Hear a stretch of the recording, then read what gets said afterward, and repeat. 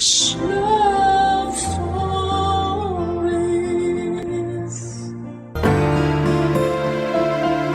May mga bagay na dumarating sa buhay natin na gaya ng apoy, saglit lang na magliliyab, pero mag-iiwan naman po ito ng init na hindi makakalimutan.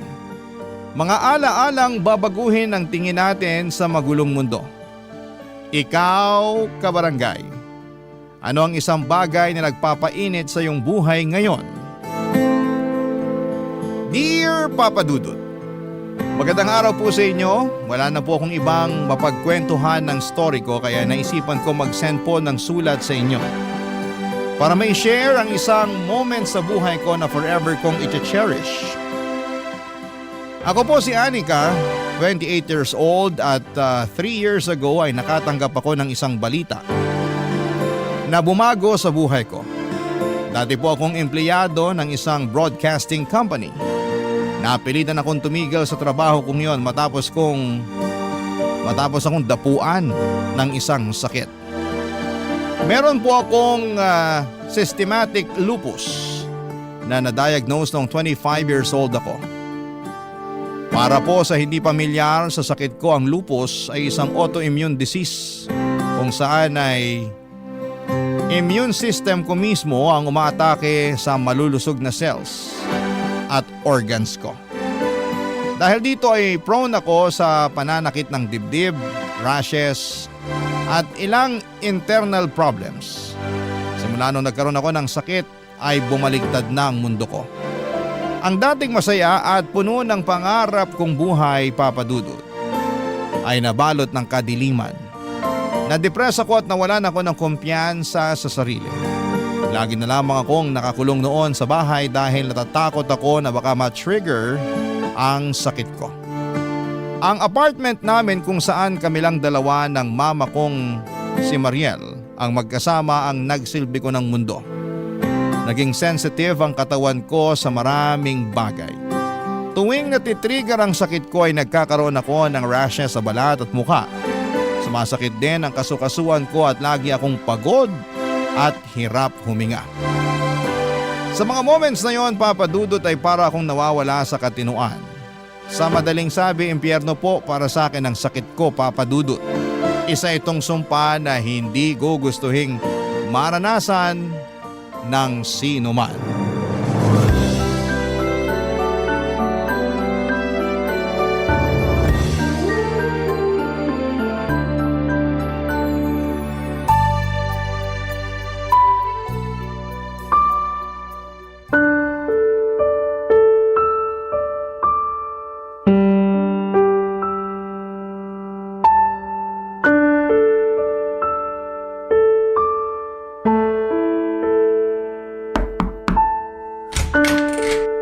O anak, ininom mo na ba yung gamot mo?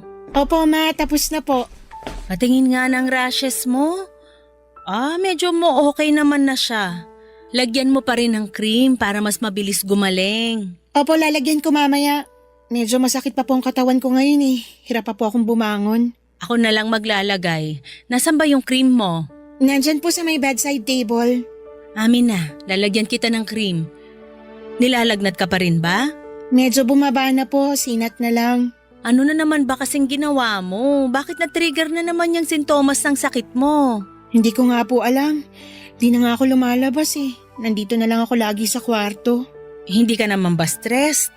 Ma, simula po nung nagkasakit ako, hindi na nawala yung stress sa katawan ko.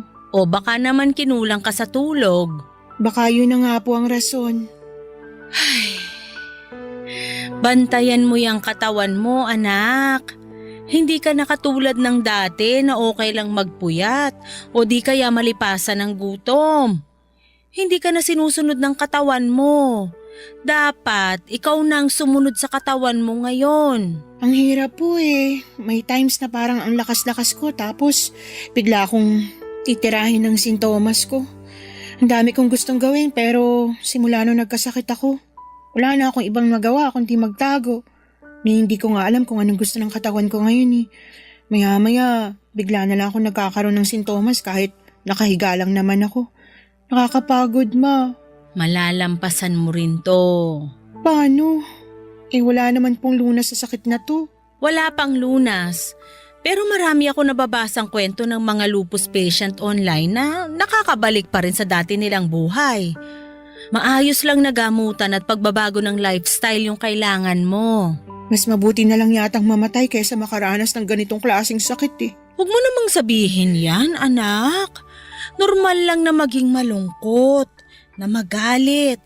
Pero kahit na gaano kahirap yung pinagdadaanan mo, huwag ka namang sumuko. Nandito naman ako na aalalay sa'yo eh. Pero yun na nga po sana yung ayokong mangyari. Simula pagkabata, inaalagaan nyo na ako. Pati ba naman ngayong matanda na ako? Feeling ko tuloy, wala na akong ibang dulot dito kundi maging alagain lang. Walang magulang ang mag-iisip ng ganyan sa anak nila. Kung pwede nga lang sana forever kita nga alagaan sa abot ng makakaya ko eh. Mas gugustuhin ko pa yon. Hanggang dito na lang ba talaga ako?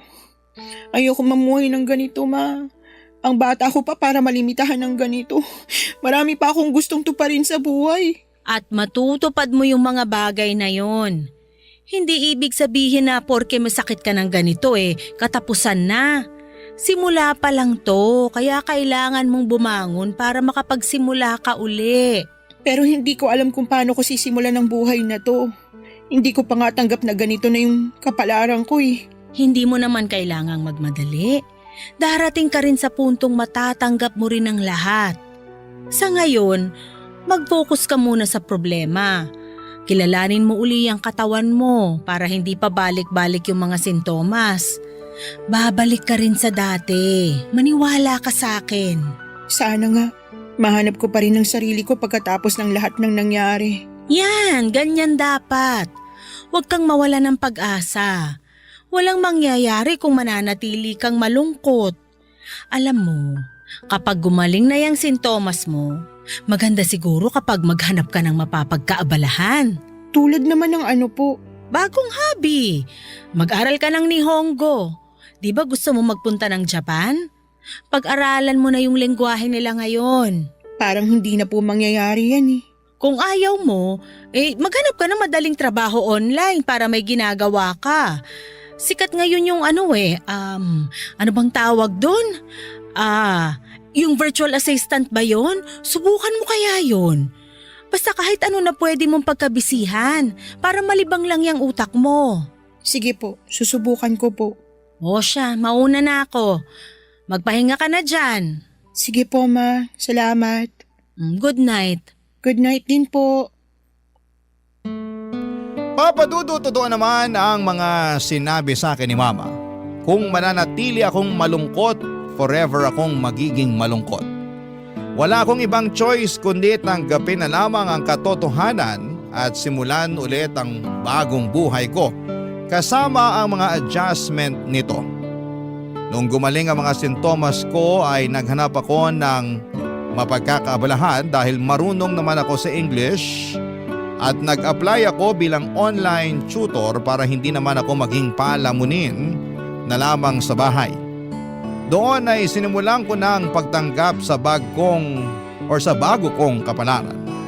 Mahirap man ay sinubukan kong mabuhay ulit kahit na limitado na lamang ang bawat galaw ko. Sa mga sumunod na taon ay wala akong ibang ginawa kundi ang matulog, kumain at umarap lamang sa computer para magtrabaho. Hanggat maaari ayaw ko nang lumabas ng bahay dahil sa takot na matrigger ulit ang sintomas ng sakit ko. Sobrang sensitive kasi ng katawan ko, Papa Dudut. At maraming bagay ang nakakapag-trigger sa sakit ko. Katulad na lamang ng araw. Bawal akong maarawan dahil nagkaka-rashes ako. Bawal din akong malipasan ng gutom o mapuyat. Bawal ma-stress. Bawal din akong makihalubilo sa mga tao dahil madali lamang akong dapuan ng sakit. Bawal nga rin po kaming magkaroon ng aso sa bahay. Kailangan ko ring umiwas sa mga pagkain na makolesterol. Mataas ang sodium, matatamis, at pati red meat ay kailangan kong iwasan. Lahat ng adjustment na yon ay sinunod ko kaya simula noon ay yun na po ang naging bagong buhay ko. 2 taon ang kinailangan ko para masanay sa bago kong routine. Kahit na sobrang bored na ako sa apartment noon ay wala akong ibang magawa kundi ang libangin na lamang ang sarili ko. Hanggang sa isang araw, ang boring kong buhay ay nakulayan sa pagdating ng bago naming kapitbahay, Papa Dudut.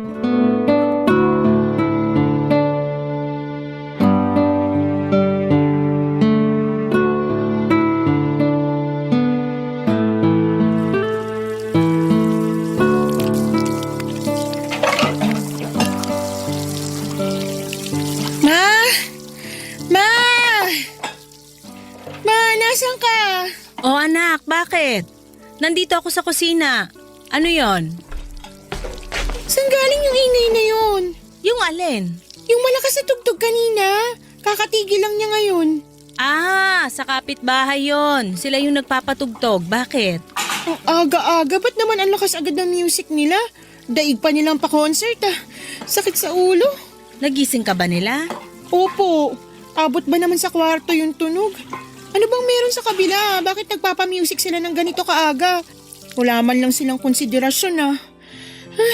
Di ba napag-usapan na natin yung tungkol sa noon na bawal mag-ingay from 10 to 6? Ibang kapitbahay yung nagpapatugtog. Sa kabila yon. Yung bago. Bago? Teka, may tenant na po dyan sa may bakanting apartment? Oo, meron na. Ngayong araw sila lilipat kaya medyo nagpapatugtog sila. Para daw ganahan silang magbuhat ng gamit. Magbubuhat na nga lang ng gamit, mga abala pa ng kapitbahay. First day pa lang, red flag na yun ah. Mukhang magkakaroon tayo ngayon ng kapitbahay na sakit sa ulo ah. Oh, relax ka lang. Ang init naman agad ng ulo mo eh. Pagbigyan mo na sila, excited yung magkapatid eh. Magkapatid yung bagong tenant? Oo, nakipagkwentuhan ako sa kanila kanina habang nagkakape ako. Lo, talagang sumismis pa po kayo? Nakakahiya, nangaabala pa kayo sa paglipat nila ng gamit. Na-curious lang naman ako. At saka mabait naman yung magkapatid. Base sa taste of music nila, hulaan ko. Mga lalaki sila, no? Oo, ang galing ah. Paano mo nahulaan yon? Metal rock ba naman yung pinapatugtog? Sakit sa tenga. Pero alam mo, nak, nakakalungkot yung kwento ng magkapatid. Wala na raw silang magulang. Pareho na raw silang ulila. Namatay yung nanay niya sa kanser, tapos atake sa puso naman yung kinamatay nung tatay. Ganun kalalim yung pinag-usapan nyo? Grabe ma, ilang oras kayo nagkwentuhan? Hindi, makwento lang talaga yung isa. Galing daw sila ng Paranaque tapos lumipat sila nung nalipat ng kumpanya yung kuya niya. Ano namang trabaho nila? Yung kuya sa call center nagtatrabaho. Tapos yung nakababatang kapatid naman, physical therapist. Siya yung malayo yung binabiyahe kasi sa Paranaque yung ospital na pinagtatrabahuhan niya. Eh bakit naman kasi ang layo ng nilipatan nilang lugar? Malapit naman yung trabaho ng kuya niya dito eh. Kaya nga sila lumipat. Nag-giveaway na lang yung bunso since siya yung may sasakyan. Yung kuya niya kasi takot daw mag-drive kaya lagi nagko-commute. Kaya lumipat sila sa malapit sa workplace niya. Mukhang mas maabilidad yung bunso ah. Siya yung nagpapatugtog no? Parang. Kasi siya yung nagtanong kung masyado bang malakas yung music nila eh. Kako, okay lang. Eh kasalanan nyo naman po pala kaya malakas music nila eh. Hayaan mo na, ngayon lang naman to. Baka sabihin nila pangit tayo kabanding kapag binawalan agad natin sila sa unang araw nila. Ay hindi, sila talaga yung pangit kabanding. Aga-aga, lakas magpatugtog. Huwag kang mag-alala. Kapag nangyari uli yun, ako na mismo kakausap sa kanila para hindi maabala yung pagtulog mo. Mabuti nga tumigil na sila eh. Tapos na siguro sila magbuhat ng gamit nila. Konti lang naman yata yung gamit nila. Kapag lalaki kasi walang masyadong gamit. Ref lang yata yung nakita ko, kama, tsaka washing machine. Chismosa ng taon talaga kayo ma. Lahat ng detalye alam na alam. Baka pati love life nila na chika mo rin. Ay oo, yung kuya, may fiancé na nagtatrabaho sa US. Tapos yung bunso naman, single. Ikaw talaga ma. Mag-apply kaya kayong reporter sa 24 oras. Bagay kayo doon kasi wala kang pinalalampas. Ikaw talaga. Hala sige, kumain na nga tayo para makainom ka na ng gamot mo. Lalabas pa ako mamaya para mag-grocery. May gusto ka bang ipabili? Wala naman po. Yung face mask na lang siguro kasi paubos na rin yun. Tsaka alcohol na rin. Okay, sige. Papa Dudut, mabait na mag-asawa ang dating tumutuloy sa apartment na inuupahan ng mga bagong dating na tenant. Tahimik ang buhay namin noon dahil nagkakaintindihan kaming lahat na magkakapit-bahay sa floor namin. Aware din sila sa estado ko kaya tuwing may nagkakasakit sa kanila ay lagi silang nagsusuot ng face mask para hindi ako mahawahan. Noong nagkaroon ng pandemic at nawala ng trabaho ang mag-asawa ay lumipat sila ng tirahan at pansamantalang umuwi sa probinsya. Simula noon ay bakante na ang apartment na yon hanggang sa nagkaroon na nga ito ng bagong tenant at yon ay ang magkakapatid na lalaki. Never kong nakita ang mukha ng magkakapatid na yon dahil hindi naman ako lumalabas. Tanging si mama lamang ang nagkukwento sa akin tungkol sa buhay nila para mapag-usapan kami. To be fair naman ay never naman silang naging pasaway at nagpatugtog ng malakas since then. Siguro ay nakausap na sila ni mama tungkol doon. Pero ganun pa man, pangit nang naging first impression ko sa kanila dahil sa ginawa nila noong unang araw silang lumipat. Ang pinakaayoko pa naman ay yung mga taong walang konsiderasyon sa mga tao sa paligid nila. Sensitive ako sa mga malalakas na tunog kahit pa noong wala pa akong sakit. Kaya medyo nag-iwan yon ng bad impression sa akin. Ganon pa man ay hindi ko naman sila masyadong ginudge. Dahil sa mga sumunod na linggo ay naging tahimik naman sila. May pagkakataon nga noon na nag-aabot pa sila ng pagkain sa amin dahil nagkaroon sila ng party sa apartment nila. Kaso si mama lang ang kumain noon dahil bawal sa akin yung pagkain na ibinigay nila, Papa Dudut. Hindi rin naman po nagtagal ang masamang tingin ko sa magkakapatid. Lalo na noong nasimulan ko nang makilalang bunsong kapatid na hindi ko akalain na magkakaroon ng malaking parte ng aking buhay. Barangay Love Stories. Barangay Love Stories. Dahil sensitive sa init ng araw ang balat ko ay saka na lamang ako nakakalabas para magpahangin tuwing gabi. At kapag sinabi kong sa labas, ang ibig sabihin po noon ay hanggang sa balcony lamang ako ng apartment namin. Nasa 6th floor kami, Papa Dudut, kaya magandang tumambay doon tuwing gabi dahil yun lang ang time na pwede akong lumabas para panoorin ang busy na buhay ng mga taong nasa labas. Doon po ako karaniwang nagmumuni-muni at binabalikan ang mga masasayang ala-ala ko noon na hindi ko na maranasan pa in the future. Pero ang nightly routine ko na pagtambay sa balcony ay nasira dahil sa bago naming kapitbahay. May isang time kasi na habang nasa balcony ako ay may lumabas din na lalaki sa katabing balcony para manigarilyo. Agad-agad akong pumasok sa loob para hindi ko malanghap ang usok noon. Bawal po kasi ako makalanghap ng anumang klase ng usok dahil natitrigger ang sintomas ng sakit ko. Sobrang inis ako noon dahil kada lumalabas ako ng gabi ay sakto ring lumalabas sa balcony nila yung lalaki. Sa dami naman kasi ng pwedeng maging kapitbahay ay yung smoker pa ang napunta sa amin. May isang gabi noon, Papa Dudut, bago ako lumabas para magpahangin ay sumili pa ako sa katabing balcony namin. Walang ilaw doon. Ibig sabihin ay walang tao. Na-excite ako dahil finally ay magkakaroon na rin ako ng time para sa sarili ko. Paborito ko kasing pinapanood yung buwan at mga bituin sa langit dahil nakakakalma sila. Para bang sila ang karamay ko sa pinagdadaanan ko. Nakaka-clear ng utak kapag nakatingala lamang ako sa langit at dinadamdam ang malamig na simoy ng hangin. Lumabas ako ng balcony at pumwesto sa favorite spot ko pero wala pa man ding 1 minute ay napatalon ako mula sa kinakaupuan ko ng biglang isang boses ang narinig ko mula sa kabilang balcony, Papa Dudut.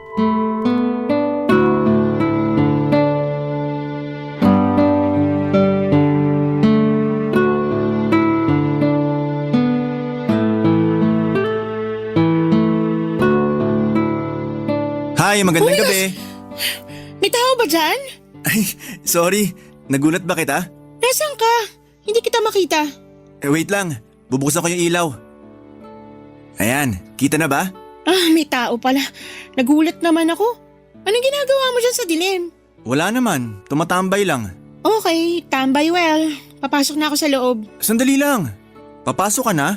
Kalalabas mo pa lang ah. May sinilip lang ako. Hindi nga. Kasi napapansin ko, parang lagi mo akong iniiwasan. Iniiwasan? Hindi kita iniiwasan. Oo kaya, tuwing lumalabas ako, lagi kang pumapasok. Inaabangan pa man din kita kasi gusto kita makausap. Bakit mo naman ako gusto makausap? Wala, gusto ko lang makilala yung anak ni Tita Mariel. Matagal na akong curious sa'yo eh. Bakit naman? Kailangan ba may rason? Hindi ba dapat magkakakilala tayong mga magkakapitbahay? Kilala mo naman na si Mama, okay na yun. Sige, papasok na ako. Magandang gabi sa'yo. Sandali. Ano palang pangalan mo? Anika, Ako naman si Sevi. So Anika, ba't naman lagi kang nagmamadaling umalis tuwing lumalabas ako? Mahihain ka ba? hindi ako mahiyain. Ayaw mo sa akin? Hindi naman ako nangangain ng tao eh. Mabait ako. Hindi naman kasi ikaw yung iniiwasan ko. Eh ano? Yung bisyo mo. Bawal sa akin makalanghap ng usok ng sigarilyo. Bakit? Sensitive ba ilong mo sa mga matatapang na amoy? Nakwento naman siguro sa'yo ni Mama yung sakit ko, diba? Nabanggit niya na may sakit ka, pero hindi niya sinabi kung ano yung sakit mo. Ano ba sakit mo? May lupus ako. Lupus? Hindi ba sakit sa balat yun? Hindi yun sakit sa balat. Autoimmune disease yun na mas malalim pa kaysa sa pagkasira lang ng balat. Pero parang ang kinis naman ng balat mo. Makinis lang yan tingnan kapag malayo, pero sa malapitan, makikita mo yung bakas ng mga rashes na pinagdaanan ko. So nagkaka-rashes ka kapag nakakaamoy ka ng usok ng sigarilyo? Isa yun sa mga trigger. Okay, sorry, hindi ko alam. Hindi na ako mag-iyosi dito, promise. Okay lang naman. Hindi mo naman kailangan mag-adjust para sa akin. Ako na lang yung mag-a-adjust. Hindi. Ako dapat yung tumigil na sa pagsindi. Siguro sign na rin to para itigil ko na tong bisyo kong to. Ako pa talaga yung ginawa mong sign? Dahil ano, sakitin ako, ganon? Hindi naman yun yung gusto kong palabasin. Hindi ko kailangan ng awa ng ibang tao, kaya kung… Wow, saglit lang. Hindi yun yung minimin ko. Okay, sige, wait lang ah.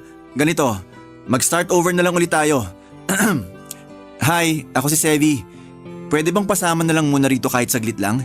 Promise, hindi ako magsisindi para hindi masira yung gabi mo. Pero kung ayaw mo nang may kasama, ako na lang yung aalis. Okay, sige. Dito na lang muna ako. Ayan. Salamat ah. Malungkot yung mag-isa lang eh. Gusto ko yung may kausap ako. Eh yung kuya mo, bakit hindi siya yung kausapin mo? Nasa trabaho yon. Ikaw, wala ka bang trabaho? Meron, pero mamayang umaga pa yon. Di pa ako makatulog eh. Ikaw, baka may work ka. Meron, pero bukas pa yun ng hapon. Nagtututor ako ng English sa mga bata online. Wow! So spokening dollars ka pala? Hindi naman. Marunong lang talaga ako sa English. Foreigner ba yung mga tinuturuan mo? Oo, usually mga bata from Korea. Wow! Maiba tayo. Ilang taon ka nang may lupus? Na-diagnose ako ng 25 years old ako. Ilang taon ka na ba ngayon? 27. So 2 years ago lang? Oo, ganun na nga. Bago pa lang tong sakit ko. Ikaw naman, ilang taong ka na? 30 na ako. Talaga? Oo, hindi ba halata? Laging sinasabi sa akin yan eh. Mukha raw akong bata compared sa age ko. Totoo naman, young looking ka. Ay, kinilig naman ako doon. Ikaw rin naman, maganda ka. Alam mo, gusto ko pa sana magstay dito kaso medyo paggabi na rin eh. Mauna na ako sa'yo ah. Aalis ka na? Kailangan ko pang uminom ng gamot. Ganun ba? O sige, good night. Papadudod average height lamang si Sevi. Malayo siya sa ini-imagine kong itsura na medyo may angst na rakista ang datingan. Nagbase lamang kasi ako noon sa taste niya sa music. Lagi kong naririnig na nagpapatugtog siya ng metal rock kaya ganon ang na-imagine kong itsura niya. Pero sa totoo lang ay good looking si Sevi at bilugan ang mukha niya, chubby cheeks at mabungis-ngis. May kaunting pagkakahawig siya kay Michael Sager ng PBB. Bukod sa magandang itsura, maganda rin naman ang personality nito. Bibo siya at madali lang siyang kausap dahil charismatic siya kapag nakikipagkwentuhan. Simula noong nalaman niya ang sakit ko ay mas naging maingat na si Sevi. Nagsusuot na rin siya ng face mask kapag kinakausap ako dahil ayaw niyang mahawaan niya ako ng virus, lalo na't sa ospital siya nagtatrabaho. Ang first impression ko sa kanya noon ay inconsiderate. Pero agad na napalitan yon.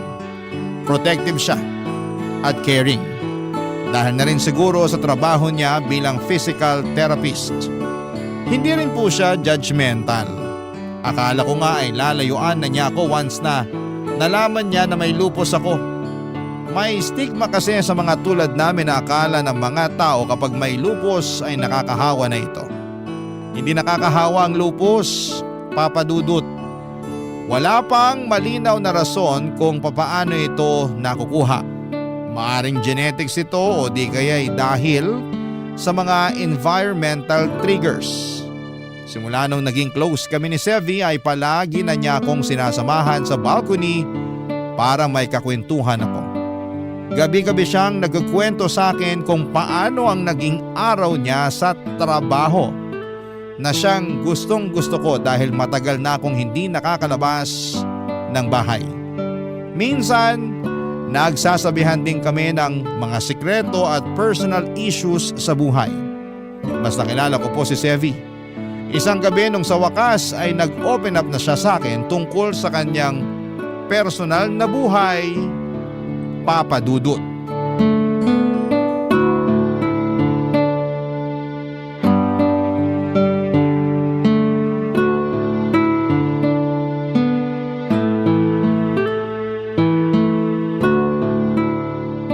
Ang calming ng ganitong oras, no? Parang ang tahimik ng mundo, walang noise pollution. Tahimik pero malungkot. Malungkot? Bakit naman? Yung mga ganitong oras kasi, ito yung time na mapapaisip ka talaga tungkol sa buhay eh. Daming realizations, maraming regrets, maraming what ifs. Talaga? Ako kasi, ito yung time na nagiging thankful ako. Na despite everything, nandito ako, humihinga pa rin. Sa ganitong oras ko na-appreciate yung small things. Makes sense naman. Tsaka gantong oras ka lang din kasi nakakalabas ng walang problema. Totoo. Pero ikaw, bakit mo naman nasabi na malungkot para sa iyo yung ganitong oras? Hindi ko alam. Dati malungkot talaga kasi mag-isa lang ako. Pero ngayon na lagi na kitang nakakasama dito sa ganitong oras, nabawasan na yung lungkot na nararamdaman ko. Naalala mo pa ba nung una tayong nagkausap? Yung nakaupo ka mag-isa sa dilim? Oo naman. Isa yun sa mga sad moments ko. Mga ganong oras, lalo na kapag mag-isa ako, para nagkakaroon ako ng existential crisis. Napapatanong ako sa sarili ko, ano na bang nagawa ko sa buhay? 30 na ako pero pakiramdam ko, wala pa ako nararating. Yung mga batchmates ko, ang saya-saya ng buhay nila. Abot na nila yung mga pangarap nila, samantalang ako, mag-isa pa rin. Di sigurado kung satisfied na ba sa buhay o kung ano. Gets kita. May mga moment din ako na ganyan. Lalo na sa akin, mas malala existential crisis ko. Ano na lang ambag ko sa buhay ngayon? Paano ko pa magagawa yung mga pangarap ko? Masyado pa akong bata para maging limited lang yung kayang gawin sa buhay. Bakit? Ano pa ba yung pangarap mo sa buhay na gusto mong abutin? Marami eh. Actually, may bucket list ako dyan eh. Os? Ano-ano naman yung nasa bucket list mo? Siyempre, una yung ikasal at magkaroon ng sariling pamilya. Maganda ka naman eh. For sure mangyayari pa rin yan. Pangalawa, gusto kong makapunta sa Japan. Gusto kong makita yung sikat na cherry blossom trees nila. Yan ang medyo mahirap. Alam ko, kaya nga nakakalungkot eh. Kasi baka hanggang pangarap na lang na makakita ako ng cherry blossom sa totoong buhay. Ano pa? Ano pa yung mga nasa bucket list mo?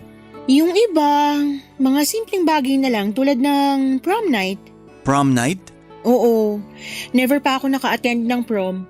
Kapag nanonood ako ng pelikula, naiinggit ako sa mga prom scenes kasi parang ang sarap ng feeling na may kasayaw ka tapos sweet at nakakakilig pa yung music.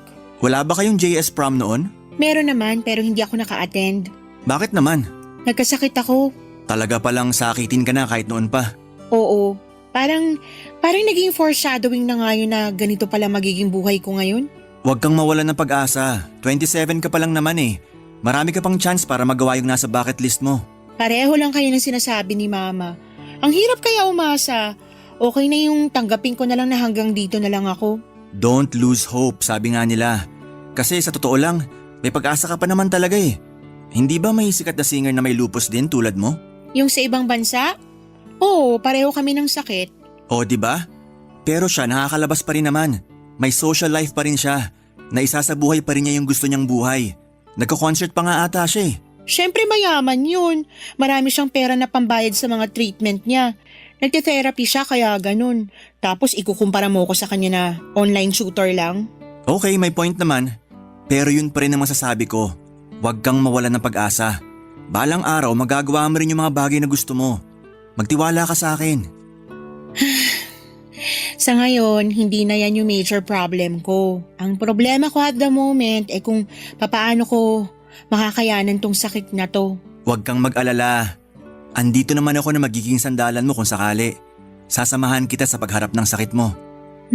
Salamat. Actually, malaking tulong na tong ginagawa mo eh. At least may bagong tao akong nakakausap maliban sa mama ko.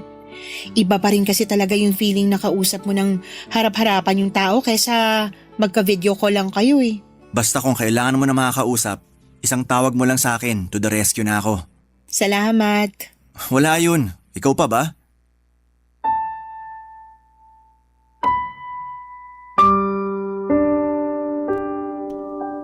Papadudot gabi-gabi kapag wala ng araw ay inaabot kami ng ilang oras na nagkwekwentuhan ni Sevi sa may balcony.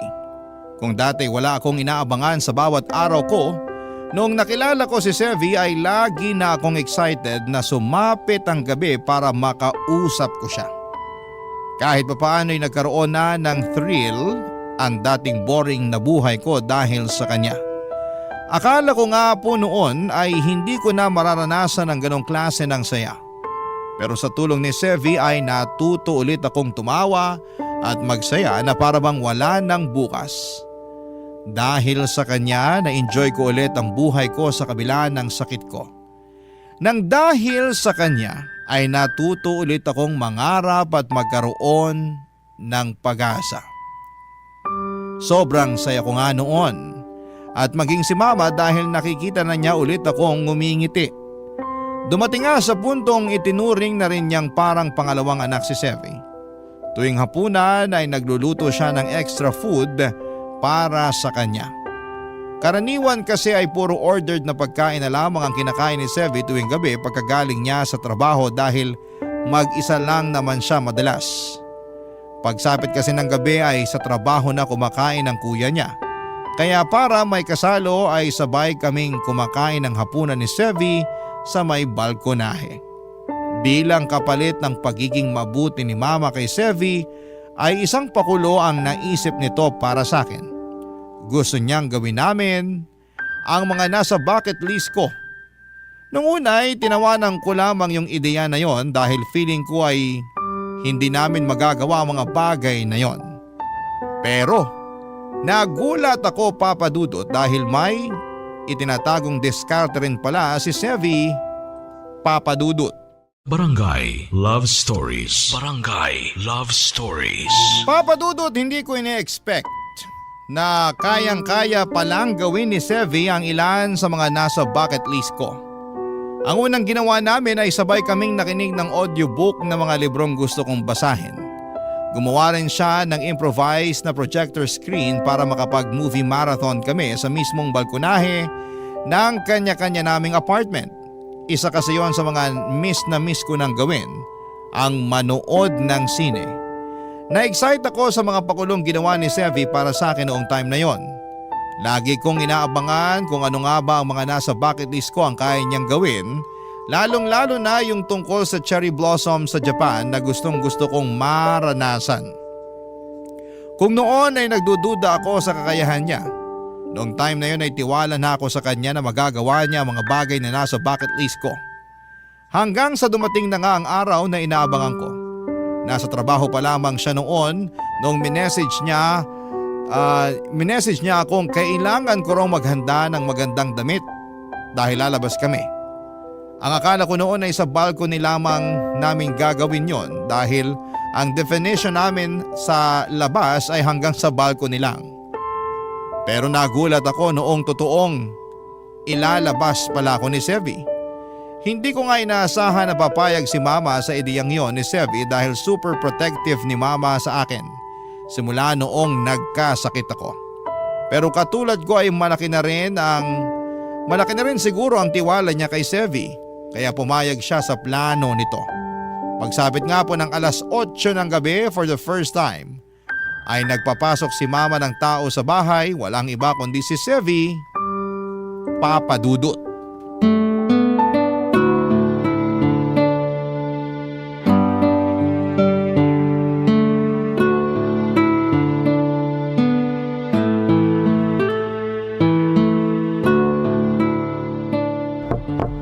Anika? Oh, ayan na si Sevi! Anika! Andito na si Sevi. Ready ka na ba dyan? Wait lang po, nagbibihis pa lang po ako. Pakisabi 3 minutes. Okay, sige. Papasukin ko na siya, ha?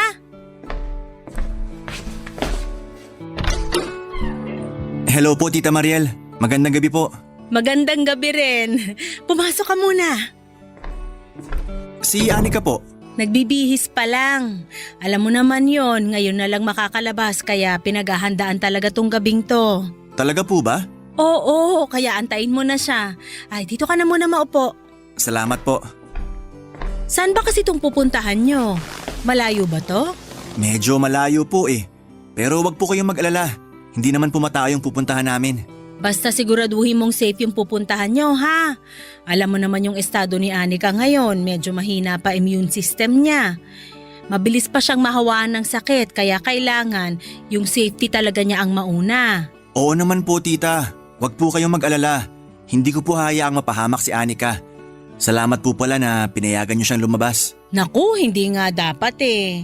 Alam mo bang napakaraming kaibigan ni Anika ang nag-aaya sa kanyang lumabas? Ni isa wala akong pinayagan. Di nga po. Oo, pero dahil ikaw yung nag-invite ngayon sa kanya, marami akong ginawang exceptions para sa'yo. Hindi nga rin dapat kami nagpapapasok ng ibang tao dito eh. Ikaw lang yung pinapasok ko dito sa bahay. Nako, ang special ko naman pala. Special ka talaga sa buhay ng anak ko. At kung sino man ang special sa puso ng anak ko, special na rin siya sa akin. Alam mo bang simula nung na-diagnose siya na may lupus, malimit ko na lang siyang makitang ngumiti? Dati palagi siyang nakatunganga, laging nakapangalumbaba, puro buntong hininga. Ang sakit nun para sa isang ina.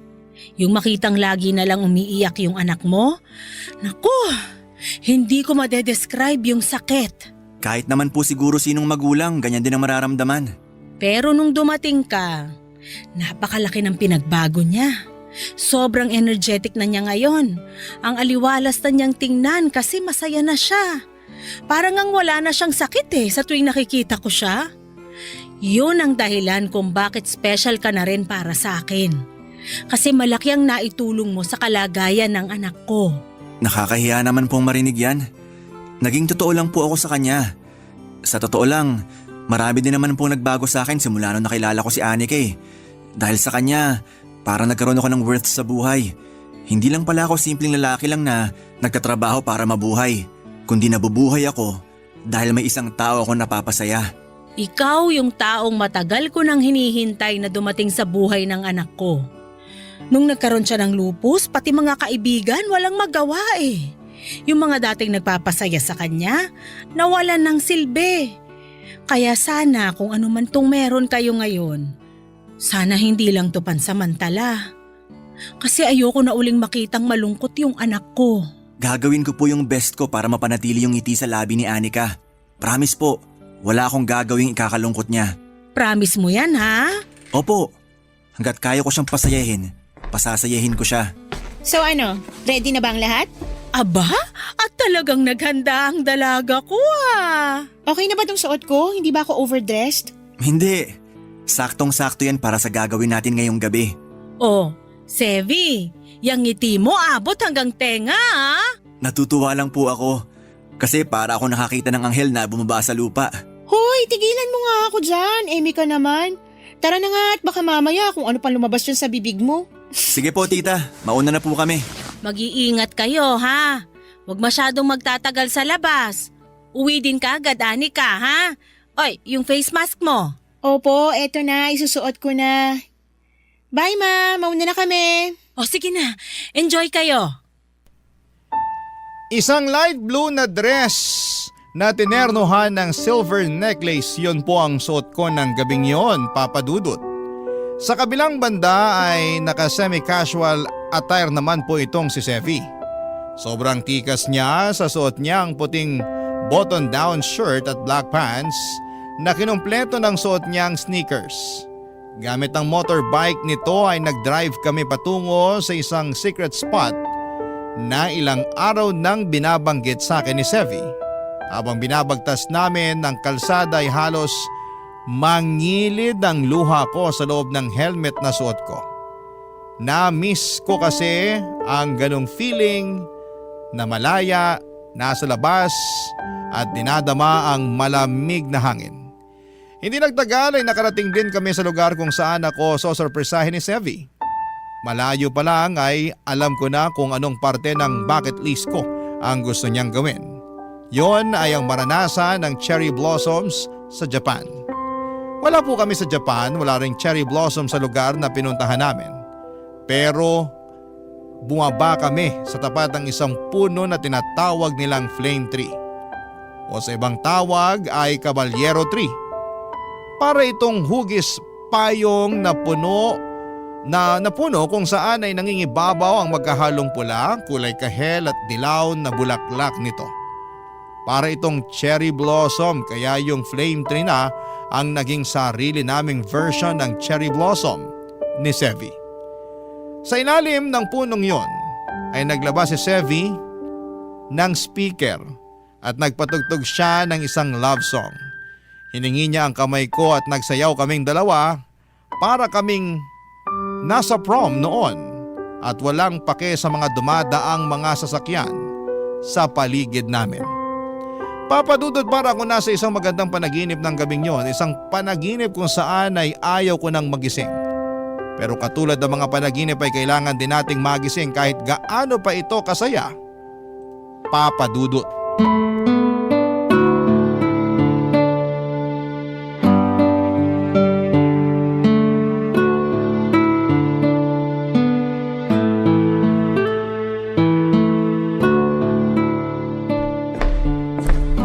Good morning ma. Oh, gising ka na pala. Good morning din. Halika na, kumain na tayo. Wow, sarap ng breakfast today ah. Marami talaga akong niluto para sa'yo. Kakailanganin mo to ngayon. Ayan, kumain ka ng marami. Okay lang po ba kayo ma? Napasobra yata itong binibigay niyo pagkain sa akin ah. Pang isang araw na to eh. Sakto lang yan. Kasi baka mahirapan ka ng kumain mamaya. Ha? Bakit naman? Kumain ka na muna bago ako magkwento. Okay, eto na. Kakain na. Kumain na rin po kayo dyan. So ano pong meron? Ano yung ikukwento nyo? May natanggap akong tawag kaninang umaga. Galing naman kanino? Galing sa kuya ni Sevi. Oh, ano pong sabi? Nag-explain ba siya kung bakit halos isang linggo na silang hindi umuwi ni Sevi sa apartment nila? Oo. May rason pala kung bakit hindi nakakauwi yung kuya niya sa apartment nila nitong nagdaang mga araw. Ano po yung rason? Huwag niyo pong sabihin na lilipat na naman sila ng apartment kasi nabanggit sa akin ni Sevi last time na wala talaga silang permanent address kasi nga palipat-lipat nga raw ng company yung kuya niya. Kung nasaan yung trabaho niya, doon sila. Ay, nalulungkot nga ako eh kasi ano na lang gagawin ko kapag lumipat na naman sila ng bahay? Eh di wala na akong makakausap niyan. Back to my old self na naman ako.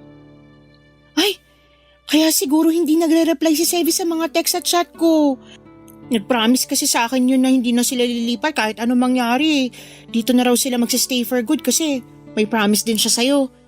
Gets ko na kung bakit niya ako gino-ghost the past few days. Natatakot siguro yun na malaman kong lilipat na naman sila. Hindi mo ba kakayanin kung sakaling lilipat uli sila ng tirahan? Syempre malulungkot ako na mawawalay sa akin si Sevi. Sobrang na-attach na ako sa kanya. Pero sino ba naman ako para pigilan sila? Hindi ko naman siya boyfriend or asawa para pigilan sila sa gusto nilang gawin sa buhay nila. Gino-joke ko lang naman siya noon na maiinis ako sa kanya kapag bigla na lang niya ako iiwan mag-isa dito. Sabi ko nga sa kanya, kapag naisipan nilang lumipat ng bahay, friendship over na kami.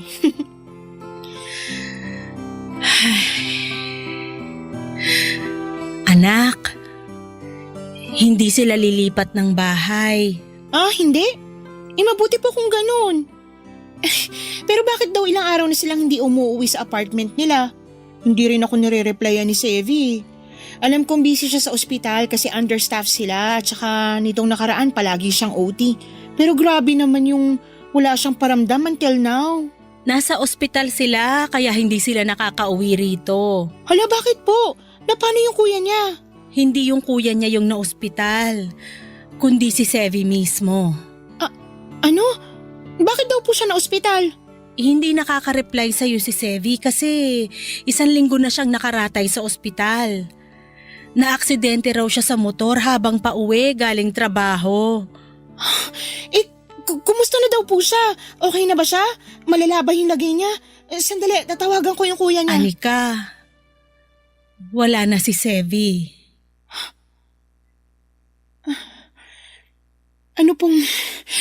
Ano pong ibig niyong sabihin? Wala na. Tumawag sa akin yung kuya niya kanina para ibalitang patay na si Sevi. Hindi ma, hindi totoo yan. Busy lang siya sa trabaho niya kaya hindi siya makapag-reply sa akin. Bumangga raw siya sa isang barrier habang nagdadrive. Nagkaroon siya ng bleeding sa utak kaya nakoma ng ilang araw. Ang sabi ng mga pulis baka nakatulog daw siya sa biyahe. Bakit? Ma, bakit? I'm sorry, nak. Ayaw kong sirain yung araw mo pero kailangan mong malaman yung totoo. Bakit sana ako na lang? Huwag mo namang sabihin yan, anak. Saan ka pupunta? Sa balcony. Baka nasa balcony lang siya nag-aantay. Anak, mataas na yung araw. Hindi ka pwedeng maarawan. Ma, please. Gusto ko siya makita. Hindi totoo to. Hindi siya pwedeng mamatay. Si Sevi yun eh. Bakit? Paano siya mamamatay? Anika.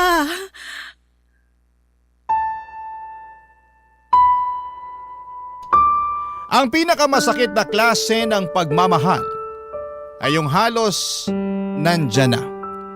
Ngunit nawala bago pa man ito magsimula. Pero nawala man sila sa buhay natin, iniwan naman nila tayong mas matatag at yon ang tunay na klase ng pagmamahal. Mga kabarangay, ang pag-ibig na hindi natuloy ay hindi kabiguan.